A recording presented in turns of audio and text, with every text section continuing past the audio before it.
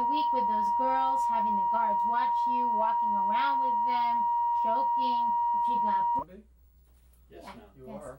Okay. What did you say? I guess You were saying halfway up, halfway to Atlanta.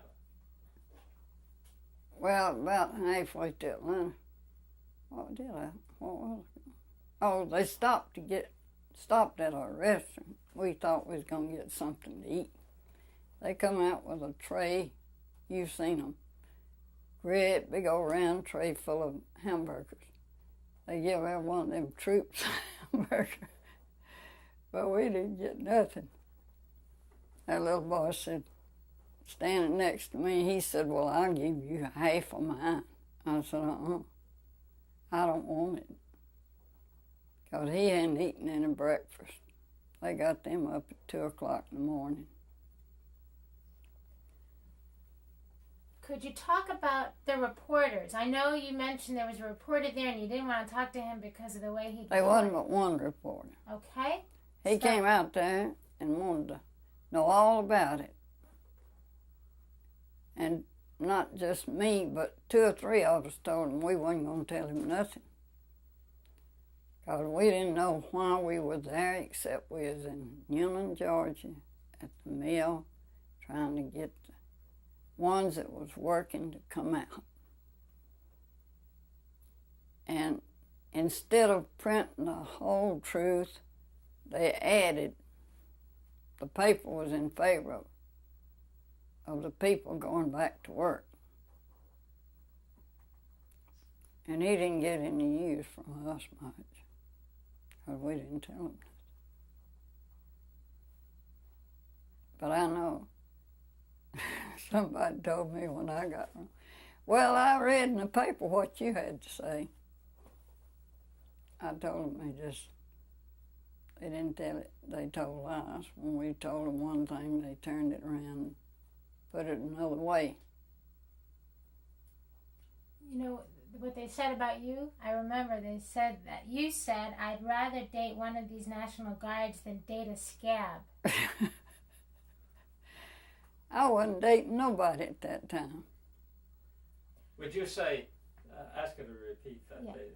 I understand they said in the paper. Yeah, can you repeat what I just said? I know you know it because I've read it to you a number of times. About that quote.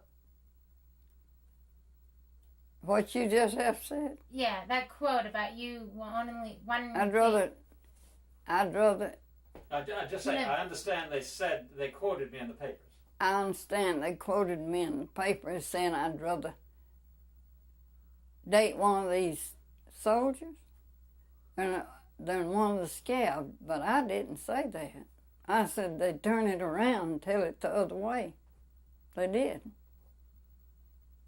Because they followed us to sergeant before we went to Newnan. Could you say that again? Just tell Judy. Yeah, okay. You know what I need you to do? I need you to take your feet. Okay. I understand the newspaper quoted me as saying. Judy, you said... No, I didn't say. The newspapers said. So why don't you say... Quoted me as saying I had rather... Okay, can you start again? The Atlanta Journal quoted me as saying... Start with that. The Atlanta Journal quoted me as saying I'd rather date one of these soldiers than a scab. But I did not say that. I don't know why they had it like that. I told them that I wasn't going to tell them nothing because they just turned it around to something else. And they did when we was in Sargent, Georgia. If they could have reported it the way you wanted your message to be stated, what would you've said? Well, I just don't know. Except I didn't know what we was up that for or how long we was going to stay. But now it didn't scare me. I don't think any of the rest of them. What about? I didn't feel like we was going to be mistreated. Now, what about these newsreel photographers and the people that were taking all those pictures of you? I've seen an awful lot of pictures of you and the other girls at Fort McPherson. I guess where we was going out for lunch. we had to go out under the trees for breakfast, dinner, and supper. We used little soldier tin pans, like the soldiers eat out of. But do you remember how? Do you remember them in the newspaper afterwards? I saw one. I saw two. I saw where we got on the bus at Union. Truck at Union. Could you start that again? I saw two pictures, and then I saw two pictures. I saw one where we was getting on the truck in Union, and one as we left Atlanta. We was all waving, going home. Do you remember any of the newsreel, the people with the cameras, newsreel cameramen out there? Tell Judy about that. I never did see but one man making pictures. Tell me about it. At no time. That's when we first got there. Did he talk to About you? the time. He is that newspaper man. He came out. Captain Bell come first. And I don't know whether he had even left or not when the man from the Journal come. And as far as I know, it just seemed like it might have been Captain Bell that made them pictures. But he told us, he said he didn't have no idea how long we'd be there, but if we behave ourselves, we wouldn't be mistreated, and they'd send a woman out tomorrow to be with us. And Miss Howell was a policewoman. She stayed with us the whole week. But Bell Horton, Ball Horton, and Minnie Carroll. What was that other?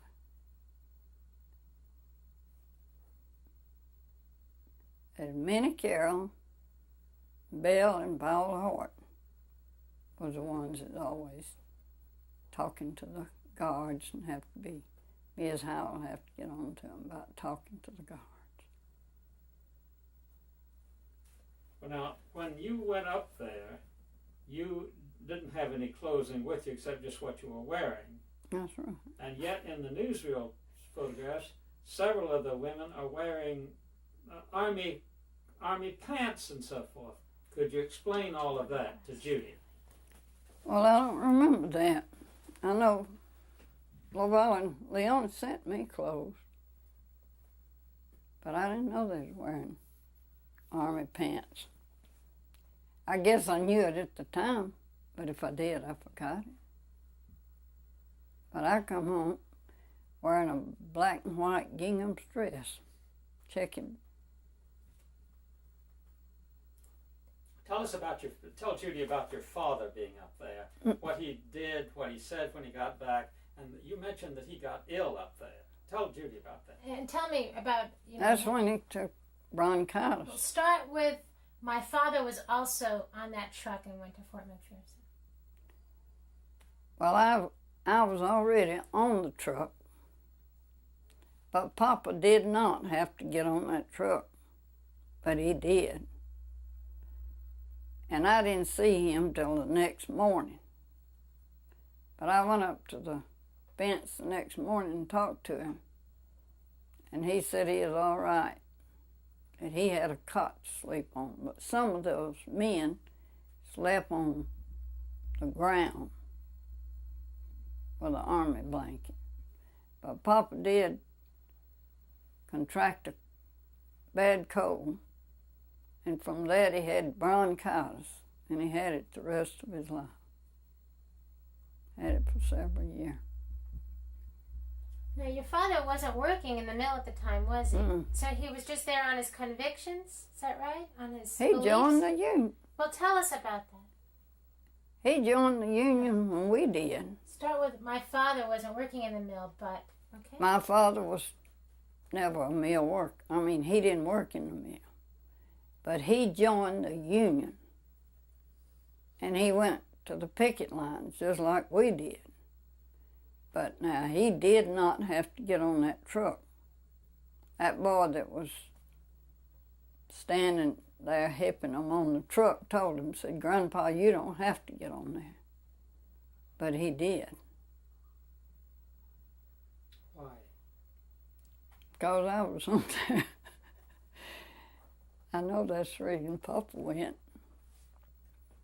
Because I'd already got on the truck. That's a sweet story, so maybe you could tell it again, Yeah. because I think the fact that your father didn't have to get on the truck, the young man said, "Papa, you don't have to get on that truck, Grandpa," and then tell us why he got on in it, because he wanted to look after you. Okay, tell it to Judy. And at one point, your dad did work in a mill, and at the time he didn't, right? A long time ago, he worked around the dope wagon. Is that right? He run the dope wagon after the union. Okay. All right. Not To start before. with, my father wasn't working in the mill, but he joined Papa the union. did not work in the mill, One more time. but he joined the union when we did. Can you start one more time? I cut you off. Okay. Papa did not work in the mill, but he joined the union when we did. And he didn't have, when we were in union and they was putting us on that truck, he did not have to get on that truck, because the guard that was helping him on said, "Now, Grandpa, you don't have to get on there." But I was already on the truck, and he went because I was there. I was on the truck. But he done a little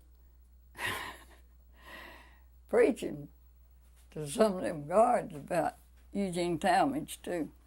What do you think he said? I just don't know what all he said. But he wanted Eugene Talmadge to get a message from him. And he went to hear him the night before. He went to Newman the night before to hear him speak. And he was elected somewhere around midnight, and he called out the guards before 2 o'clock in the morning. So to be sure that he didn't, that he is afraid he didn't get the message, and when he got home, he wrote him a letter to tell him what he thought of it. Now, Great. Could you? Now, the last time you tell us about what you did. You told us that the girls sang and they prayed a little bit. Can you talk about that? While we were in the, I guess you'd call it the car bar, Fort McPherson. Some of them fussed, some of them talked, some of them prayed, some of them sang. What did you do? I tried to take care of that little Galloway girl, because she wasn't but about 13 or 14 years old. I had her sleep next to me, and when those other girls got out there talking to the guards, I'd tell her not to talk to them. They didn't want us talking to them no way. Those guards wasn't supposed to talk back to us either. Now, Etta, I've had a question for a long time. Can you stop that? Did you do anything wrong? So tell me. No, I wasn't doing anything wrong. And if you know what the charge was for the arrest, tell me about it, because I don't know. I hadn't done anything except go to Newman with the crowd, trying to get them to come out of the mill and organize. But now Eugene Talmadge knew we were there, or he wouldn't have sent the troops. He must have sat up late. Heard the late news, I guess. what did you think about being arrested for organizing? Can you comment on that? I just know they didn't want me to. But if I hadn't wanted to join, I wouldn't have joined in the first place. It was to better textile wages and working conditions was what the union was for. Let's go right back then to the usual questions about when she started working in the mills and how. First day of work was like, what you did. I started going to the mill. Okay, start now. I started going to the mill when I was 9 years old. Mama would tell me, now get out of your school dress and go help the girls. I had 2 sisters working in the mill. And the whole school term, vacation term too, I'd go to the mill around, well, we didn't get out of school till 3 o'clock. I'd go about 3:30 or 4, stay till 6. So when I had 2 sisters working in the mill, and the man that was their overseer asked me when would I be 14. I told him 26th day of September. He said, well, he took out a calendar and looked at it, and he said, that's on a Sunday. Well, if you'll come up here on Monday, I'll put you to work. But I couldn't just go Monday and go to work. I had to go to Newman and sign up to work. But Mr. Taylor Smith and Papa went with me. A lot of people don't think about that there's child labor law in the 20s. But I have a card in there now to show it. They let me go to work when I was 14. And they put me on a half a job to what Lovala was on, what we call sides. You either said 4 frames or 8 sides. And they put me on a job the day I went to work. But when I left the house to go to work, Mom said, now, Eddie Mae, if you go down there and pull off your shoes, go barefooted, your papa's gonna whip you when you get home. Because she knows I was going down there pulling off my shoes. And when I went home at 3 o'clock, I threw my shoes up on the porch and went to the field. We farmed that year. I worked in the mill 8 hours, and then I'd go work till dark in the field. That was the first time Papa had farmed since 1915. But the old place was growed up so bad, couldn't nobody live up there. And Leandra, me, Leona, and Belmer, I'd go up there and work every day. You couldn't even get to the front porch because there nobody lived in the house in about 2 years. We cleaned off ditch banks, made terraces all over the fields. We were supposed to make 1 bale of cotton, and I picked boll weevils, but we made a half a bale. Mr. Jackson levied on everything we had, even to the cow and the hog that we had when we went there.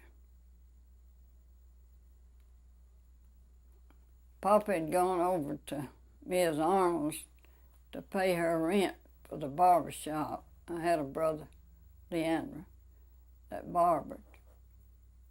And Papa rented the shop for Ms. Can't think of her name right now.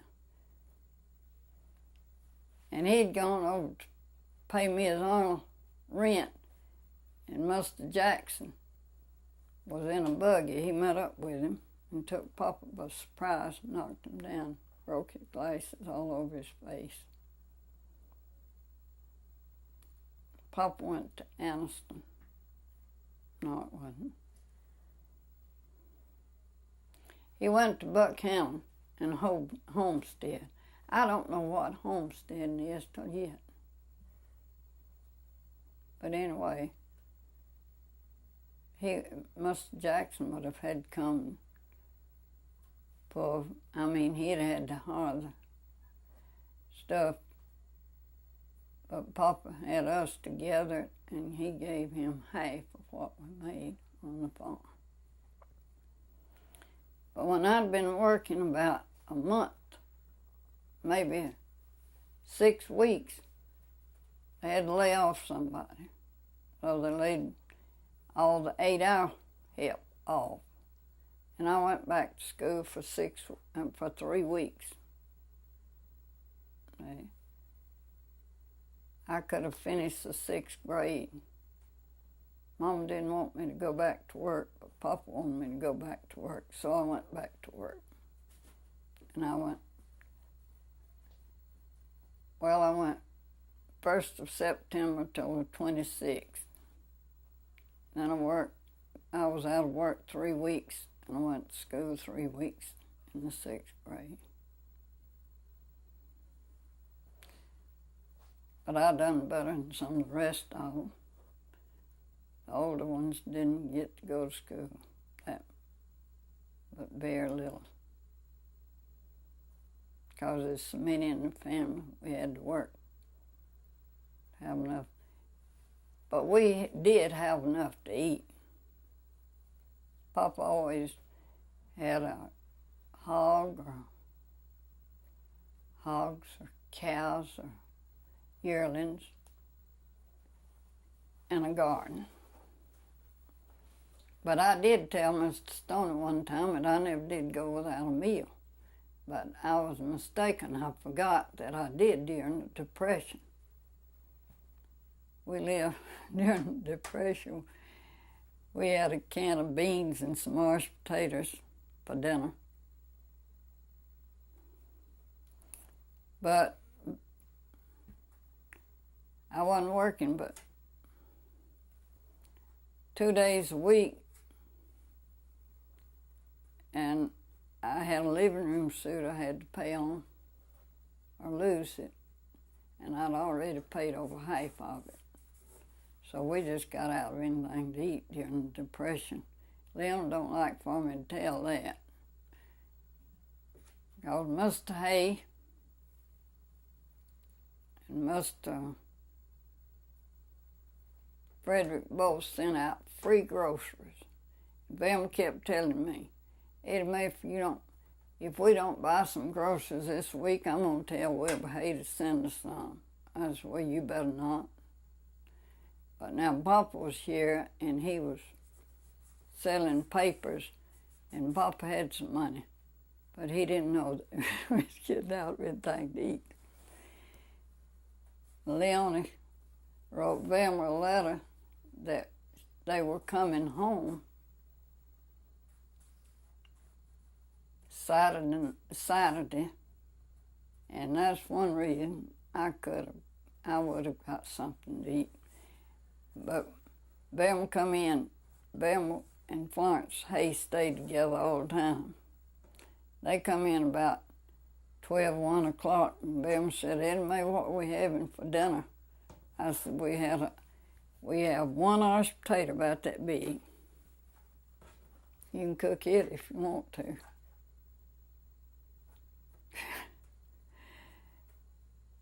She said, well, what did you do for dinner? I said, Miss Cranston brought my dinner. She brought me some good tomato soup.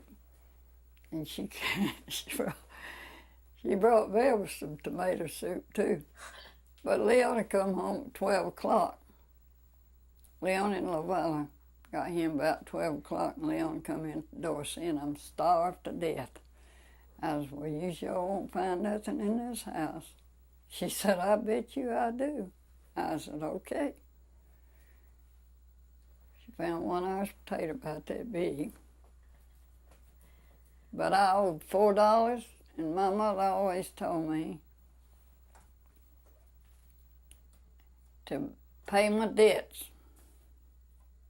And I didn't have $4 to pay that debt, and I didn't buy no groceries.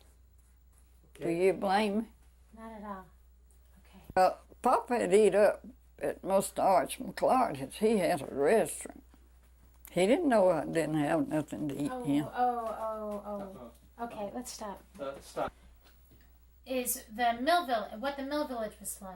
So I'd like to hear from you your description of the East Noonan Mill Village and what it was like to live there, particularly because later on you bond with that community. Well, to me, it was wonderful. Start. To me, East Noonan, okay? Is wonderful. Nope, you got to start the sentence from the top. Start from the very top.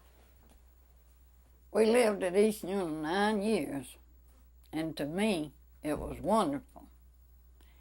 Now, I had a lot of friends at school, and when I got grown, I had a lot of friends. And if we couldn't get a party of some kind for Saturday night, me and Nellie K. Houston would just give out one at the electric light pole. See, that village had lights where a lot of villages didn't have lights. They had an electric light on a pole on every corner. And if we couldn't get a party, we'd give it out at the electric light pole. But of course we had to meet at one house or the other. So I told them to meet at Eva Stitcher's. That's across the street from me. But Nellie Kate said, well, they could meet with her, but Mr. Houston didn't. He didn't want her giving parties. I don't remember but twice that we had to have a party at the electric light pole. But we tried to get a Halloween party one time. We couldn't get nobody to give us one. There's two families of riches, and both of them was good for giving parties, but they wouldn't even talk about giving a Halloween party. So we just gonna have a surprise for Miss Richie. I told everybody that I talked to that this was gonna be a surprise for Miss Richie. But for some reason, Nellie Kate didn't tell everybody it was a surprise party. So Maddie Rainwater goes home and tells that we're going to have a Halloween party at Miss Richie's. And the little girl goes to school and tells the little Richie. Maudine goes to school and tells the little Richie girl, her mama, and she went home. She went back home. She'd been home for dinner, but she went back home to tell her mama, because she knew that if they was going to have a party, her mama would have said something about it. So Miss Ritchie got 2 men and 3 women come down there and help her fix up for a party. We got in there for a party. Mr. Richard's sitting there in his sock feet. Mary Liz laying on the floor getting her school lessons. And I forgot what Miss Richard, she come to the door and opened the door and she said, well, come right in. I'm glad you come to see me. And she just reached and opened another door and pushed me in it. I was going to be a fortune teller. And I went all over the spinning room, got up all these rings and beads, because I was going to hang all the beads I could around my neck, put all the rings on my finger. And she just reached and opened the door and pushed me in it, and there's a big old man dressed in a black suit all over grabbed me. And I threw them rings all over the floor. So they had a fortune teller over in the corner. And I knowed who the boy was after the party, but he told me, he said, you're going to have your fortune told. So they sent me all that shit. And a lot of times we give pound suppers and everybody had to take a pound of something. But she had the table fixed.